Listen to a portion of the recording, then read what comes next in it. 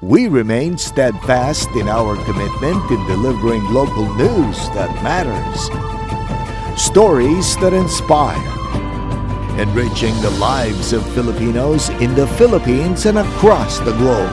This is your GMA Regional TV. Buong puso para sa Pilipino.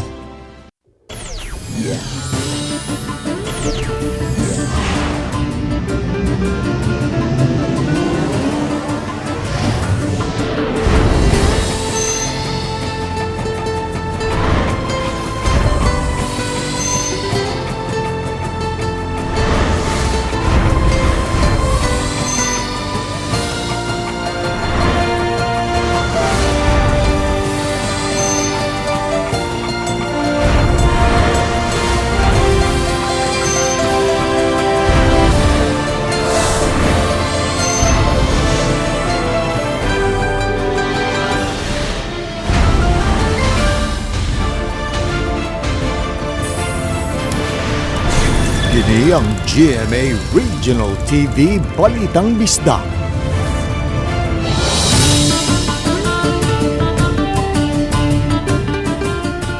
Mayong hapon na kining inyong GMA Regional TV Balitang Bisdak.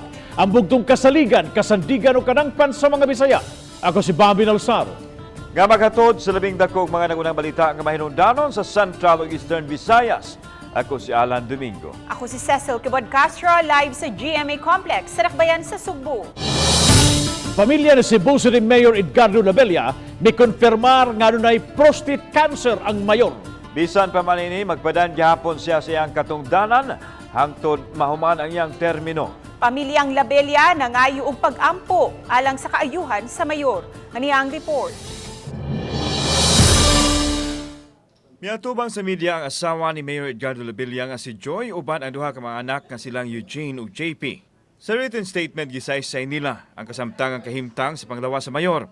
Gikumpirmar nila nga naa karon sa pribadong tabalanan ang mayor tungod sa pagbalik-balik nini sa pneumonia. Gani ni adtong nakalabayng mga adlaw nasud kini sa ICU tungod sa minor sepsis apan nabalhin na karon sa private room.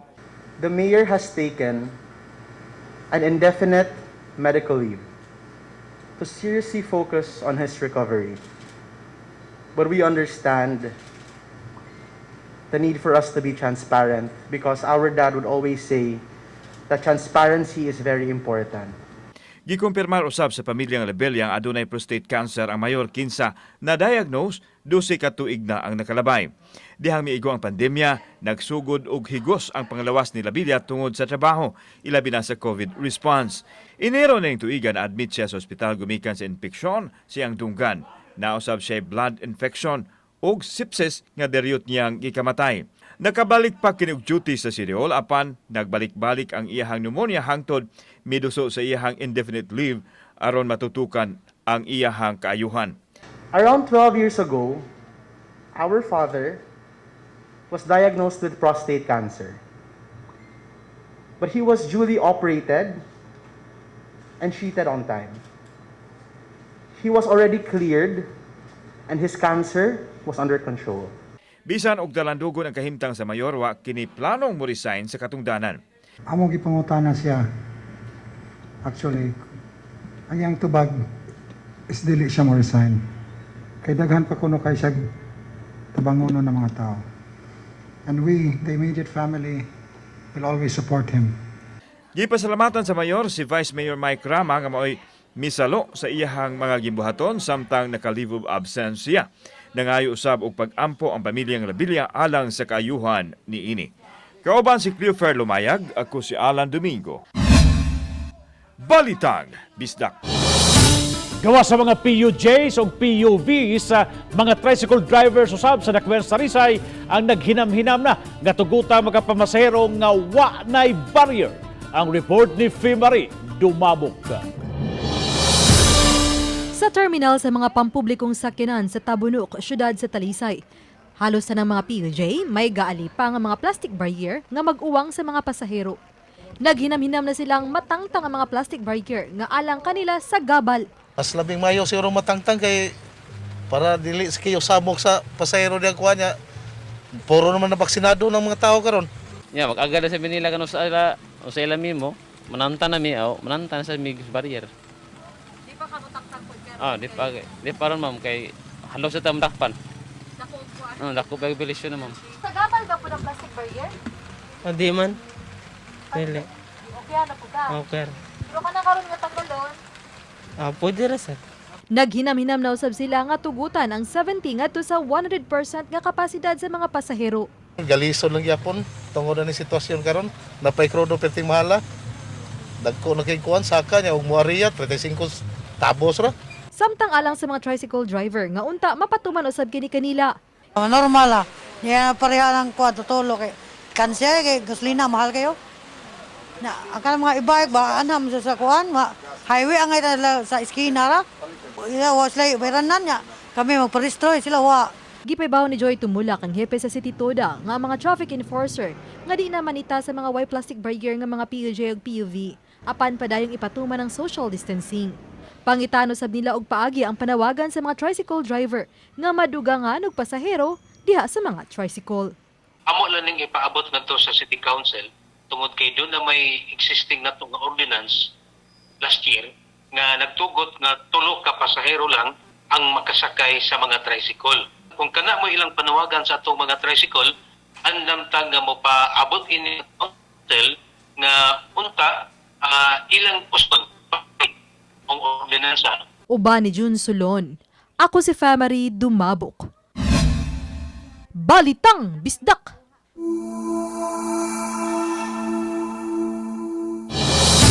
Sa lungsod sa Santa Fe, isla sa Bantayan, kay di man makabisita mga pamilya sa mga namatay, kay sirado pa man sa pagkakaroon ng mga sementeryo, gipadagkutan na lang og kandila ang tanang mga lubnganan didto silang samang.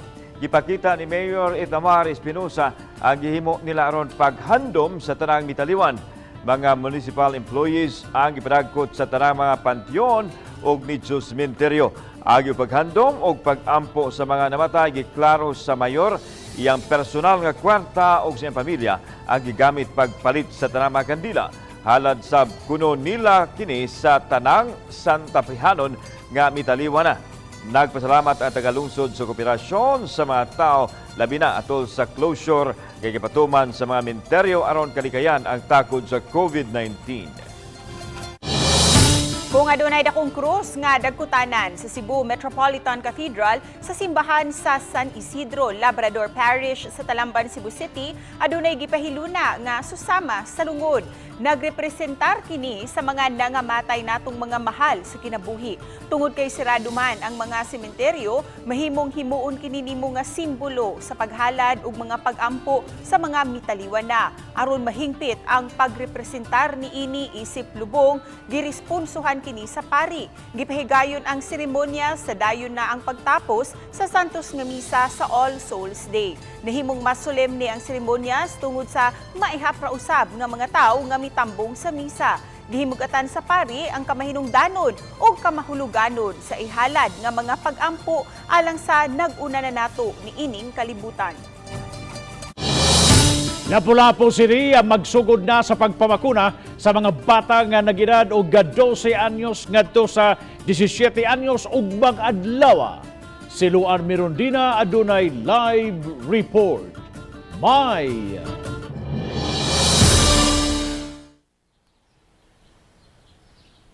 Yes, Bob, ug mga adlaw magsugod na og pagpamakuna sa mga bata nga taga Lapu-Lapu City nga nag-edad og 12 anyos ngadto sa 17 anyos, may comorbidities man o wala. Aron makatabang sa iyang pamilya, human mawadi og trabaho ang iyang amahan, naninda og bottled water ang 12 anyos nga si Jan Mardungog. Dili ra hinuon layo ang iyang pwesto sa gamayng tindahan sa iyang apuhan.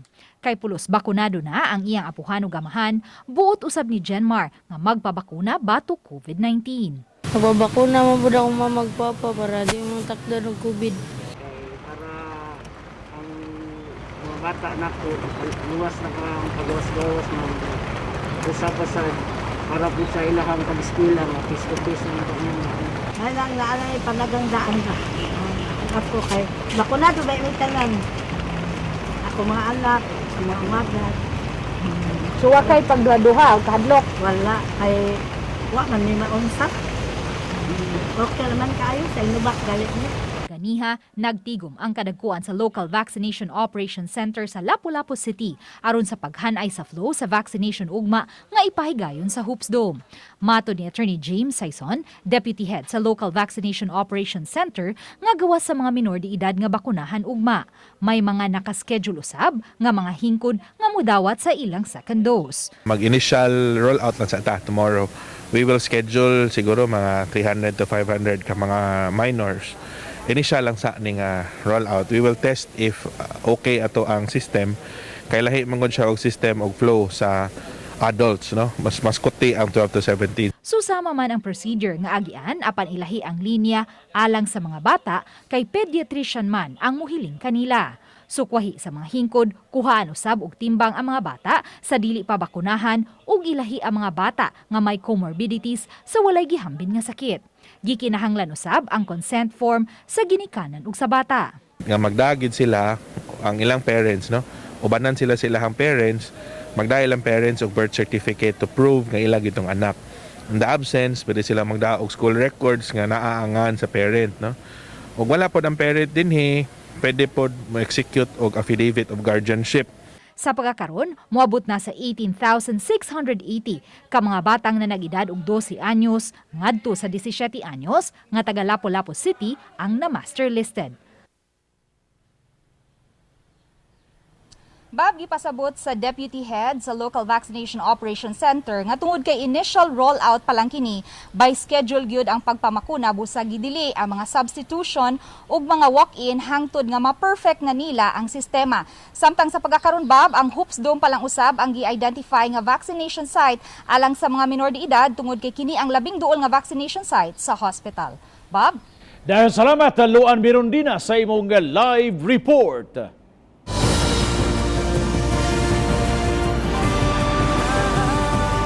Kini ang GMA Regional TV Balitang Disda.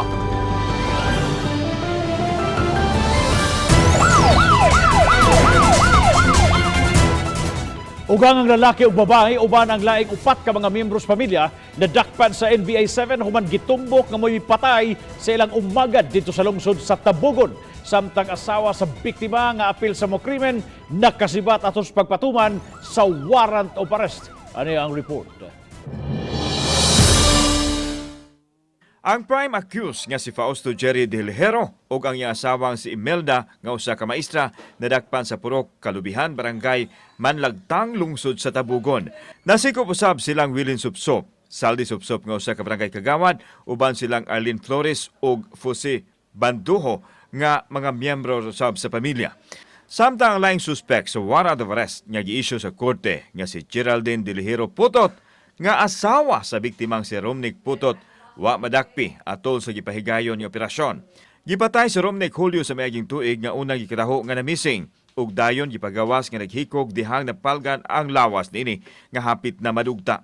Nasayran nga unang midangop sa pulis ug sa NBI ang asawa sa biktima tungod sa nahitabo sa Yampana. Apan sa pagpalawom sa investigasyon sa NBI ni gawas nga adunay foul play ang kamatayon ni Romnick human makita nga adunay agi sa tinuk-an sa iyang liog. Nakakuha usab og pamahayag ang NBI gikan sa usa ka eyewitness nga nagtumbok kang Fausto nga maoy mipokpok sa ulo sa biktima. Samtang ang asawa niining si Imelda ang milimpyo sa dugo. Si Winilin Supsop maoy mibutang kuno og duct tape sa lawas sa biktima ug ang laing mga akusado ang nagdayong sa paglabay sa lawas nini. Bangi sa pamilya ang gitan-aw nga motibo sa krimen. So, noong una, we thought na this is a case of kanang yung mga heart attack, myocardial infarction, no? Kay initially, yun man ang inisyu ng doktor ng Tabugon. But when we conducted investigation, nakita ganato anay merong foul play. As a matter of fact, because of that findings, kinasuhan din natin yung medical legal officer at yung doktor ng Tabugon. In effect, Geraldine is at large, including the 3 Jandos. Ang inahan sa biktima nga si Esterlita nanawagan sa iyang umagad nga si Geraldine nga musurrender na. Nagpasalamat kay kog dako sa kanaang NBI nga wagidlong og pangita ang mga tawo nga mga suspetsado. Ang akong ihangyo nimo Geraldine nga musurrender na lang jud ka sa balaod karon dili magdako ang imuhang sa kaingon jud kong wala kay kanang tungod sa status among kinabuhi ba nga pobre ra bitaw kay me. We are, thankful for the assistance rendered by PD Engelbert Soriano. Kauban si Cleofer Lumayag, ako si Alan Domingo. Balitang Bisdak. Laing hugna sa fuel price hike, ang nasinati sugod ganyan buntag, misaka ang presyo sa gasolina, samtang ni minus gamay ang presyo sa diesel. Anang detalye sa report ni Nico Serino. Gawas ni usa ka gasoline station sa daan Archbishop Reyes na abtanamo kini mga personnel nga nag-adjust sa ilang price board. Taliwa kini sa laing hugna sa pag-irog sa presyo sa mga produktong petrolyo sugod alas 6 kaganihang buntag. Sa anunsyo sa mga fuel companies, dunay laing aumento sa presyo sa gasolina. Piso og 15 sentimos kada litro ang pagsaka. Apan sa diesel na sinati hinuon ang gamay nga rollback, tag 35 sentimos ang pagkibhang sa presyo. Aminado ang staff sa gasoline station, daghang mga customers nila ang nakugang ug magbagulbol usahay. Ngutan na uban sir. Ngutan na sa pila na yung gasolina kuando sa mana mga kuana ingno sa namo nga kuana man sir saka na man sir. Kining mga motorcycle riders nga naabtan namong nagpagasolina kaganiha, miangkong apektado kaayo sila sa padayong pagsaka sa presyo sa gasolina. Mao nga kun mahimo, magdaginot na lang sa mga lakaw ug i-budget ang kwarta aron makapaigo pa kini labi na sa panggastos sa pamilya. Hindi ka magamit gasolina. Dako jud sa kuan, dako jud sa pangabuhian ba? Dako jud sa damage.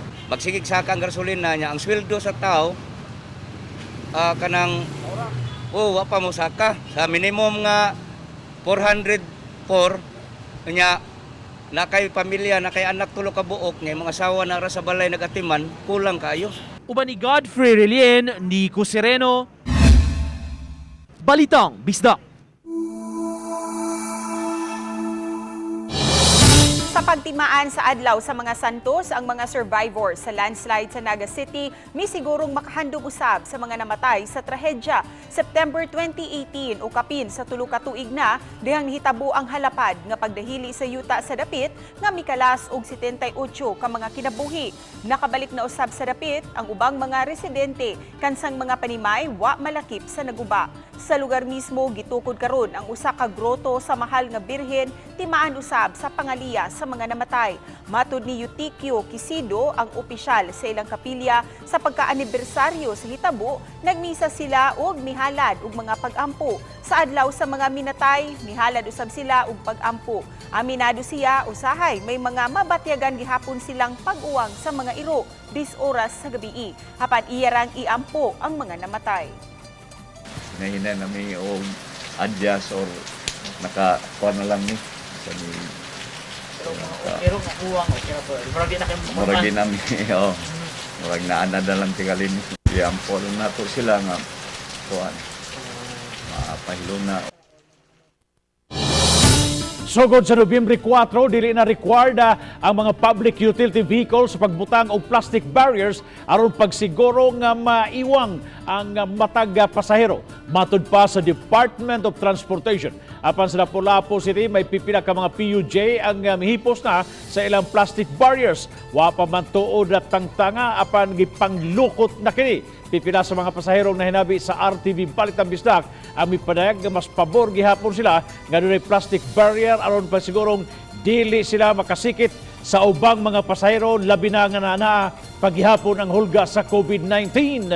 Samtang ang ubang mga PUJs ug modern jeepneys nga wa pa manangtang silang plastic barriers apan mipatuma na sa full capacity sa ilang mga sakyanan. Gipasabot sa pipila ka mga drivers nga bisan ng mga pasahero mismo ang mupugos og sakay bisan kun puno na ang ilang unit labi na kung rush hour na. Sa pagkakaroon padayon gihapon ang pag-ubos sa mga kaso sa COVID-19 sa dakbayan sa Lapu-Lapu.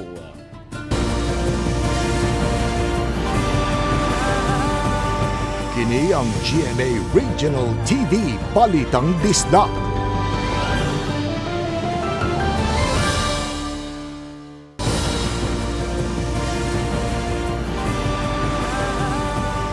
Kini ang GMA Regional TV Balitang Bisdak. Malinaw ng kitibukang paghandom sa kalagkalag sa dakbayan sa Talisay. Sirado man tuod ang mga samang apan gitugutan na gitutukan usab nila ang pagdagsa sa mga tao sa mga establishment o mga nagtigbakay. Ang report ni Marie Dumabok. Karon ang katapusang adlaw nga sirado ang mga sementeryo subay sa kamanduan sa IATF. Presensya sa mga police ug force multiplier ana agihapon. Matod sa Talisay City Police nga magpabilin sila hangtod sa Biyernes pagsiguro nga mapatuman ang social distancing kun mobalik na nga makaduaw. Apan ubayo-bayo sab sa mga pulis ug enforcer nga nakafocus sa mga lugar nga gidagsaan sa mga tawo, sama na lang sa business district sa syudad diha sa Tabunok. Very peaceful and very solemn. Walang mga toward incidents in the report.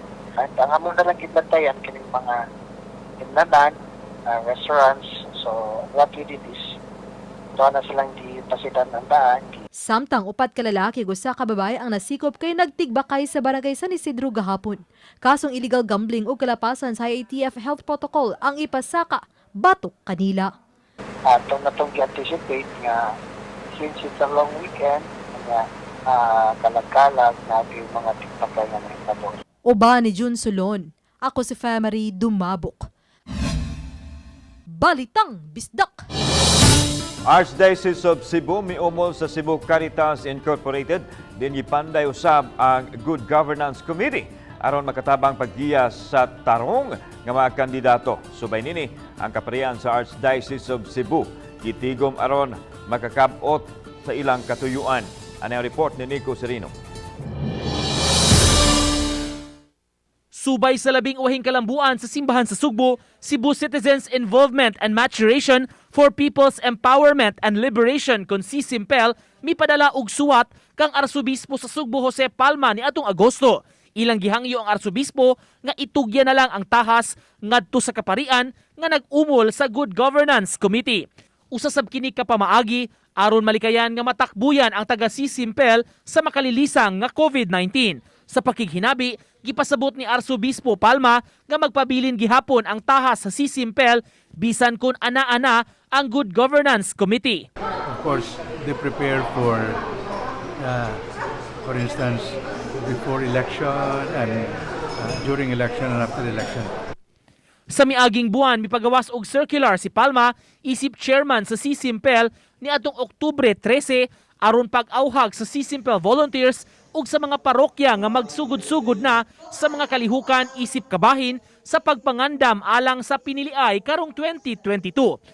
Midugang si Palma nga magtinabangay ra gihapon ang CICIMPEL ug kaparian sa mga parokya nga maorasab unya ang mupadagan sa CICIMPEL ug sa good governance sa parish level. To generate that sentiment of people who should run, should feel that they are doing this for the sake of really good governance, for the good of the people. Uban ni Rod Prado o Clans Gabutin, Nico Sereno, Balitang Bisdak.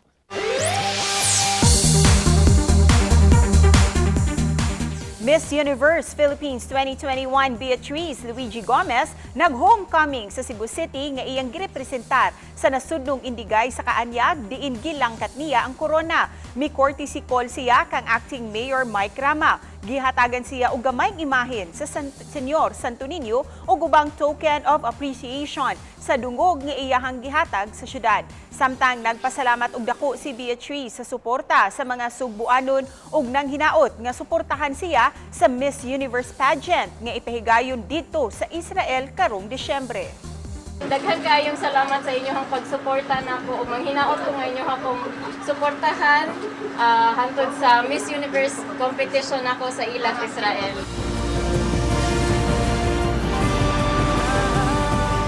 Kini ang GMA Regional TV Balitang Bisdak.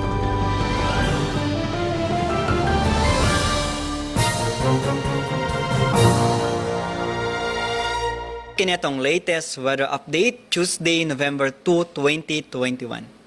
Ang northeast monsoon ang paday nakaapekto sa may lalawigan sa Luzon, samtang natay gimonitor na low pressure area na asa 40 kilometers sa may kasadpan ng Butuan City. Og so far, less ang chance kini ma-develop na bagyo or tropical cyclones within the next 24 to 48 hours. Ang weather conditions sa tibuok Visayas makasinati na medyo mapanganoron ngadto na sa madag-umo na kalangitan ug naay mga pag-uwan ug kini mga pagpanugdog og kilat. Samtang Palawan kasamang Kalayaan Islands ug ang Occidental Mindoro makasinati na panagsama panganoron ngadto na sa madag-umo na kalangitan ug naay mga patak-patak na mga pag-uwan ug kini mga localized na mga pagpanugdog og kilat. Padayon ta mag-monitor sa atong mag-i-issue ng mga thunderstorm or rainfall advisories kasama na ang heavy rainfall warnings. Posible ang mga pagbaha o ang pagdahili sa yuta, ilabi na sa mga flash floods or landslide-prone areas. O para sa atong mga dugang detalye, bisita atong mga official social media accounts. Kini si Jomar Eclarino, gikan diri sa Mactan, Pag-asa Visayas, DOST, Mayong Adlaw. Tungod sa pagpaubos na sa tibok nasod sa Alert Level 2 o pagpaluag sa mga travel restrictions sa mga hotel o mga beach resort, nakasinati og pagsaka sa mga local o domestic tourists. Matod sa presidente sa Hotel, Resorts and Restaurants Association of Cebu o HRAC nga atol sa long weekend, 80% occupied ang mga beach resort. Samtang 50 to 60% usab occupied ang mga dagkong hotel sa Cebu City. Hinoon subli kining moubos atol sa weekdays kay ang mga small gatherings pa man ang sagad nga gitugutan. Malaumon hinoon ang HRAC nga mosaka og balik ang ilang occupancy rate samtang nagkaduol na ang Kapaskuhan. We hope that with all these promotions now that we are doing in every hotel, that would really pick up as far as domestic tourism is concerned. We hope that there will be no surge. If the number of cases for Cebu will remain the same, then that would be a very good for the tourism. Gilusad sa Talisay City Government ang Uplan Tabang condonation drive alang sa 130 ka mga tao sa Barangay San Roque nga nasunugan niadtong weekend.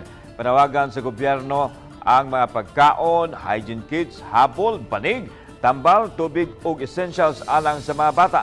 Inisyal nga nakatunol ang kabhanan sa mga food packs apan giandam pausab sa City Social Welfare and Services ang mga financial assistance alang sa mga nabiktima.